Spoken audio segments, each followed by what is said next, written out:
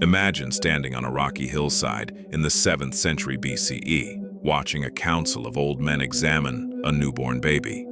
The infant is naked, held up to torchlight so every fold of skin, every limb, every breath can be inspected. The men are called the Gerontes, the elders of Sparta, and they hold the power to decide whether this child lives or dies based on nothing more than how its body looks in that single moment. This was not metaphor. This was not propaganda, invented by enemies of Sparta to make the city look monstrous. This was, according to the ancient biographer Plutarch, standard procedure for a society that had convinced itself it was building the perfect warrior race. Hollywood gave you Sparta as 300 chiseled men standing against an empire, dying beautifully in slow motion, abs gleaming under a Mediterranean sun. What Hollywood did not give you was the 7-year-old boy, ripped from his mother and thrown into a state-run training system designed to break him down and rebuild him as a weapon. What Hollywood did not give you was the teenage assassin sent into the countryside at night with nothing but a dagger and an order to kill anyone who looked too strong, too confident, or too capable of organizing rebellion. What Hollywood did not give you was a slave population so large, so brutalized, and so essential to Spartan survival that the entire structure of the city existed primarily to keep that population from rising up and tearing Sparta apart from the inside. The real Sparta was not a fortress of noble warriors defending freedom. It was a militarized police state, built on top of a population it terrorized into submission, and the city's most famous soldiers spent as much of their training learning how to murder unarmed civilians as they did learning how to fight in a phalanx. Let's start with the population nobody put in the movie. The Helots. Sparta did not have citizen farmers tending citizen land. It had a vast underclass of enslaved people called Helots, originally the conquered population of Laconia and later Messenia, forced to work the land and hand over their harvest to Spartan masters who never had to lift a finger in agricultural labor themselves. This arrangement is what freed Spartan men to spend their entire lives training for war instead of working fields.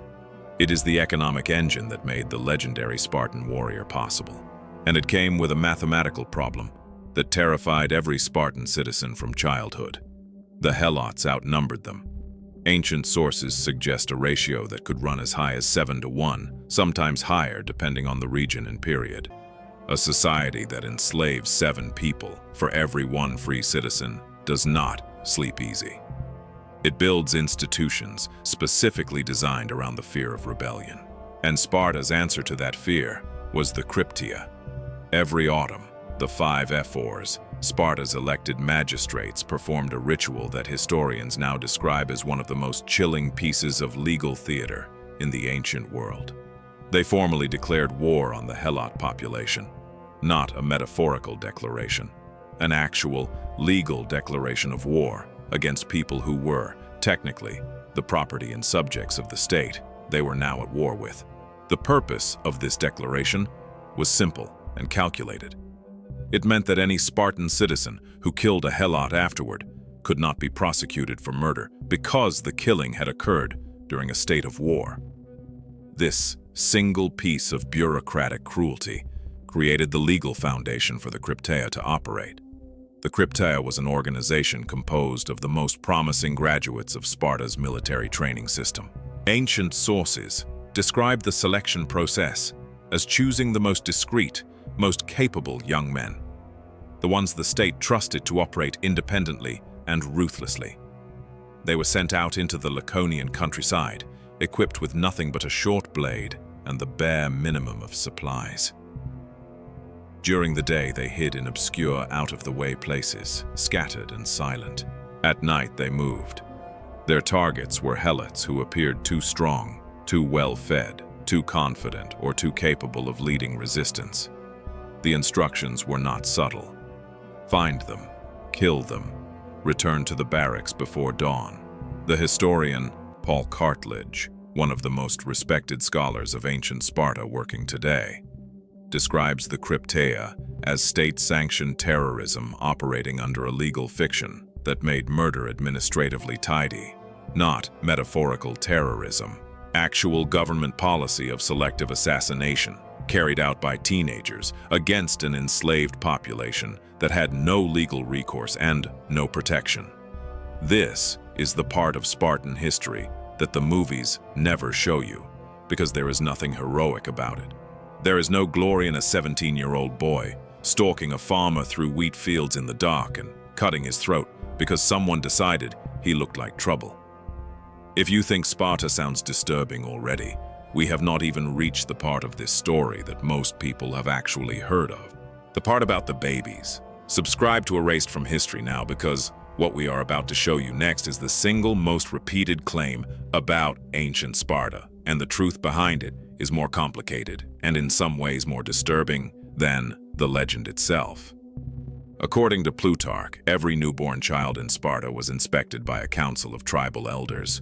If the infant was judged weak, sickly, or deformed in any way, the baby was taken to a place called the Apothecae, on the slopes of Mount Taygetus, and left there to die of exposure. The story has been repeated for centuries. It appears in textbooks, in documentaries, in nearly every popular account of Spartan society, as established historical fact. Here is what the textbooks usually leave out. Plutarch wrote his account of Spartan life roughly 700 years after the Sparta he was describing reached its peak. He was not a contemporary witness. He was working from a mix of older sources, oral tradition, and his own era's assumptions about what an extreme militarized society must have done. Modern historians, including Sarah Pomeroy and Paul Cartledge, have directly questioned whether organized, state-mandated infant exposure was ever actually a consistent Spartan policy, or whether it was a story that grew more dramatic with each retelling across the centuries. And then there is the archaeology, which complicates the legend even further.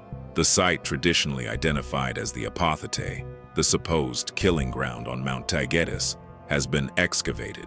What researchers found there were skeletons, many of them. But they were not infant remains. They were the bones of adult males. The physical evidence suggests this location may have been used for executing adult criminals or political enemies, not for disposing of unwanted newborns. This does not mean Plutarch invented the entire story from nothing. Infant exposure existed across the ancient Greek world, including in Athens, a city nobody accuses of being a brutal military machine.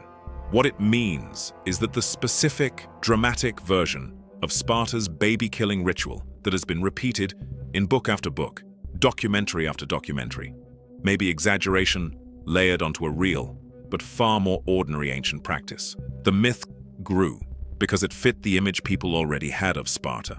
It confirmed what audiences wanted to believe. But here is the genuinely disturbing twist this video needs you to understand. Even if the most famous version of Spartan brutality turns out to be partly exaggerated, the Krypteia's campaign of murder against the Helots was not exaggerated. It is documented by multiple ancient sources writing independently of each other, including Aristotle, who described it as an institution baked into the foundation of the Spartan state itself. The myth that gets repeated the most, the baby on the cliff, may be softer than reality. The truth that gets ignored, the teenager with a dagger hunting human beings in the dark on the explicit orders of the government, was Sparta's actual sustained policy for centuries. Hollywood chose to dramatize the wrong horror. Now let's talk about the Agoge itself, the training system that turned 7-year-old boys into the soldiers that would eventually graduate into organizations like the Krypteia.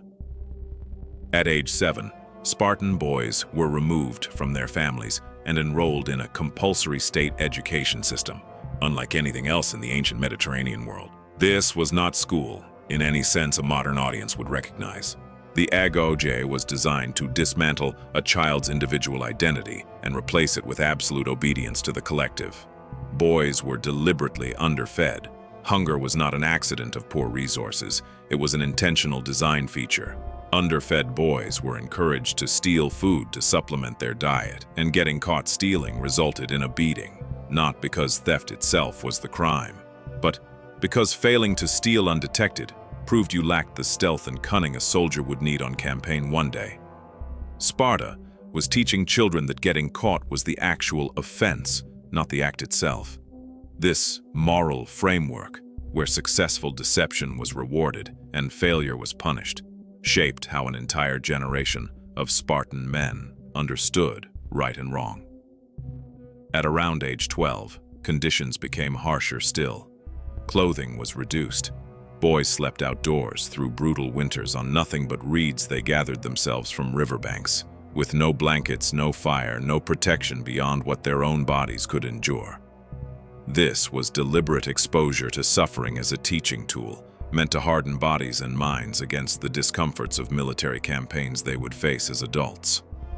Plutarch, writing about the training, described witnessing boys die from the beatings administered as part of ritualized discipline. He was explicit that this was not exaggeration for effect. Children died during training that was considered a normal part of growing up Spartan. The historian Sarah Bryant Davies, examining these accounts, points out that we should treat Plutarch's claims with appropriate skepticism, given how late he was writing. But multiple independent sources converge on the same basic picture. Spartan childhood was built around controlled, sanctioned violence administered by the state, not as punishment for wrongdoing, but as standard curriculum. At 18, the boys who had survived this entire pipeline and proven themselves the most capable were inducted into the Krypteia, completing the cycle from infant inspection to licensed killer of the enslaved population that fed the entire system. This is the actual machine that produced the warriors Hollywood loves to romanticize. Not a noble brotherhood forged through honorable combat, but a state assembly line built on malnutrition, exposure, ritualized violence, and finally, state-sanctioned murder of unarmed civilians as the graduation requirement. Let's talk about the movie that did more than any other piece of media to cement the modern myth of Sparta. 300, released in 2007, depicting the Battle of Thermopylae in 480 BCE. The film shows King Leonidas leading 300 Spartans against the Persian army of Xerxes, framing the battle as a stand for Greek freedom and democracy against Eastern tyranny. The cinematic Spartans are bare-chested, oiled, magnificent, dying in beautiful slow motion while delivering quotable one-liners about glory and honor. The real battle did happen. Leonidas did lead a small Spartan force, alongside other Greek allies, to hold a narrow mountain pass against a vastly larger Persian army. And he did die there along with his men, in one of the most studied last stands in military history. That much is true, and it remains genuinely remarkable as a feat of tactical positioning and sustained discipline under impossible odds. What the film erases is everything about the society that produced those 300 men. The film frames Sparta as fighting for freedom. The actual historical Sparta was, as we have just spent the last several minutes detailing, one of the most systematically oppressive societies in the ancient Greek world, built on the enslavement and periodic massacre of a population many times its own citizen body. The freedom these 300 men were dying to protect was, specifically, their own freedom to continue ruling over an enslaved population through legalized terror. The film also erases Spartan women almost entirely, except as background figures offering emotional support to their warrior husbands. The historical reality of Spartan women was, ironically, more radical and more interesting than anything the film bothers to show. Spartan women received physical education and combat-adjacent training that was almost unheard of anywhere else in the Greek world, where women in cities like Athens were kept indoors, uneducated, and largely invisible in public life. Spartan women owned property, could inherit land directly, and were famous throughout Greece for speaking their minds with a bluntness that scandalized visitors from other city-states. Aristotle himself complained, with evident discomfort, that Spartan women had too much influence over their households and, by extension, too much influence over the state. This detail rarely makes it into the popular imagination of Sparta because it complicates the simple story of brutal warrior men. A society capable of producing unusually independent women was also the same society running a covert assassination program against an enslaved underclass. Both things were true simultaneously. History rarely offers you a clean narrative, and Sparta is one of the clearest examples of why. The film 300 also leans heavily into a particular visual and narrative shorthand. Noble, free Greeks against a faceless, monstrous Persian horde, driven by an effeminate, almost demonic emperor. This framing has been criticized extensively by historians for flattening a complex, sophisticated Persian empire into pure spectacle villainy, while simultaneously sanitizing Sparta into pure heroism. The historical Persian Empire, under Xerxes, was, by the standards of the ancient world, a remarkably well-administered, multicultural state, running an extensive road network, postal system, and legal structure across 3 continents. It was not a horde. It was an empire that, ironically, in several respects, governed its conquered populations with more structured legal protection than Sparta extended to the Helots, living inside its own borders. So why does the myth persist? Why do audiences keep choosing the sanitized version over the documented reality? Part of the answer is that the Krypteia and the Helot system do not photograph well. There is no cinematic glory in a teenager murdering an unarmed farmer in a wheat field at midnight. There is enormous cinematic glory in 300 men standing shoulder to shoulder against thousands, refusing to retreat. Hollywood, and frankly most popular history before Hollywood ever existed, has always preferred the second story because it flatters the audience's desire to see Western military tradition as fundamentally noble. But the actual machinery that produced Spartan military excellence was not noble. It was a totalitarian system that began with inspecting newborns for physical defects, continued through systematic starvation and exposure of children, and culminated in licensed murder of an enslaved population that outnumbered its rulers by a margin that should have terrified every Spartan citizen who ever lived inside that system. Sparta did not produce great warriors, despite this brutality. Sparta produced great warriors because of it. The entire apparatus existed specifically to manufacture soldiers capable of suppressing a population large enough to destroy the city if it ever organized effectively. That fear, the constant generational fear of Helot uprising, explains nearly every strange and brutal Spartan institution historians have documented. It explains why Spartan citizens were forbidden from engaging in commerce or manual labor, freeing them entirely for military training.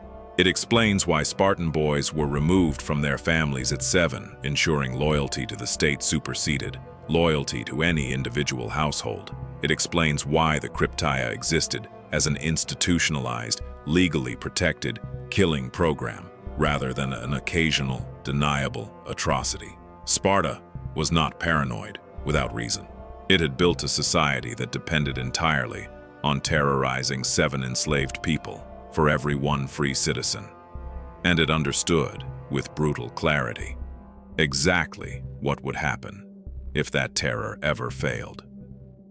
Sparta eventually did fall, not primarily because the Helots succeeded in overthrowing it, though Helot revolts did occur and did genuinely threaten the state on multiple occasions. Most significantly, during the prolonged Messenian uprising of the 5th century BCE, that nearly broke Spartan power entirely.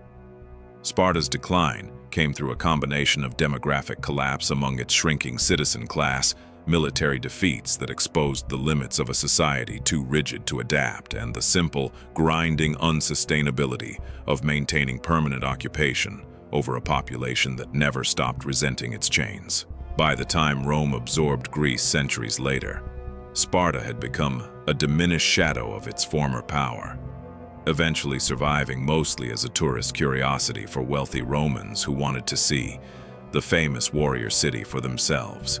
Stripped of the empire it once terrorized into submission. What remains today is the myth, endlessly recycled, endlessly profitable, endlessly disconnected from the documented historical reality. 300 men standing against an empire makes for a magnificent film.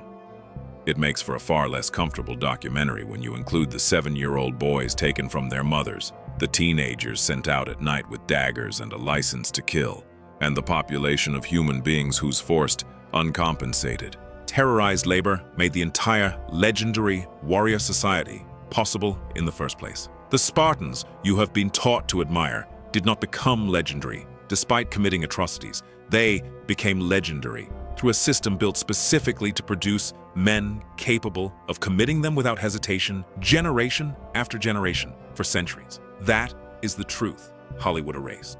If you want the history they don't put in the movies, subscribe to Erased from History, because next week we go somewhere even darker.